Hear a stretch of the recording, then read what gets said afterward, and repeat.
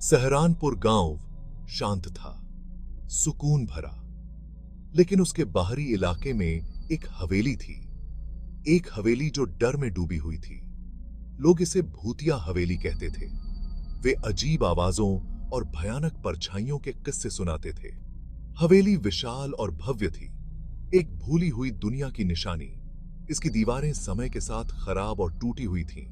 इसकी दीवारों पर बेलें फैली हुई थीं, जैसे कंकाल की उंगलियां बाहर निकल रही हों। खिड़कियां जो कभी चमकती थीं, अब बंद थीं। जो भी रहस्य अंदर थे, उन्हें छुपा रही थीं। लोहे के दरवाजे जंग लगे हुए थे, जिज्ञासु और साहसी लोगों के लिए एक बाधा। हवा सन्नाटे से भरी हुई थी, केवल पत्तों की सरसराहट और कौवे की आवाज कभी-कभी सुनाई देती थी।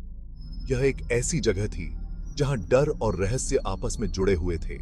एक ऐसी जगह जहां कम ही लोग जाने की हिम्मत करते थे।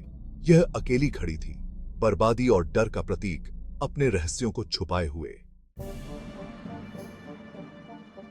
इलेक एक युवा रिसर्चर था जिसे अज्ञात के लिए एक अतृप्त प्यास थी।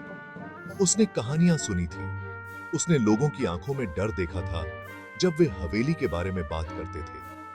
लेकिन इलेक डरा नहीं। वह अज्ञात की ओर आकर्षित था, किंवदंतियों के पीछे के सच को उजागर करने के लिए मजबूर। अपनी बुद्धि, अपने साहस और औजारों से भरे बैग के साथ इलेक सहरानपुर के लिए निकल पड़ा।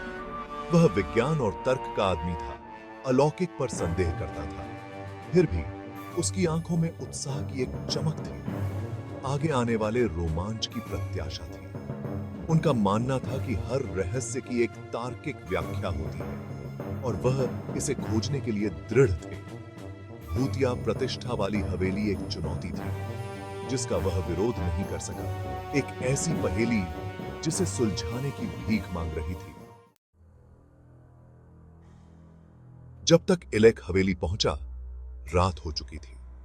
अंधेरा सन्नाटे को और बढ़ाता हुआ प्रतीत हो रहा था, जिससे हवा प्रत्याशा से भर गई थी।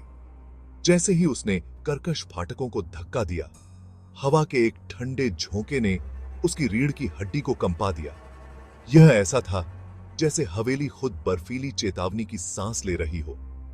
वह उगे हुए रास्ते पर कदम रखता था, उसका हर कदम सूखे पत्तों पर क्रंच कर रहा था। नम मिट्टी और सड़ती लकड़ी की गंध उसके नथुनों में भर गई। उसने अपनी टॉर्च को घर की ओर चमकाया, किरण अंधेरे से चांदी के ब्लेड की तरह कट रही थी। जैसे ही वह प्रवेश द्वार के पास पहुंचा, तापमान में काफी गिरावट आई। हवा भारी हो गई, भय के एक स्पष्ट बोध से लदी हुई थी। भाग 4, अतीत की फुसफुसाहट। हवेली का इंटीरियर अंधेरा और धूल भरा था।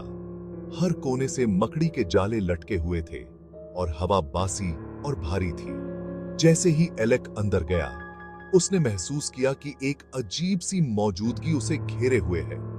यह बेचैनी की भावना थी, जैसे अनदेखी आंखें उसकी हर हरकत को देख रही हों। वह सावधानी से कमरों में घूमता रहा।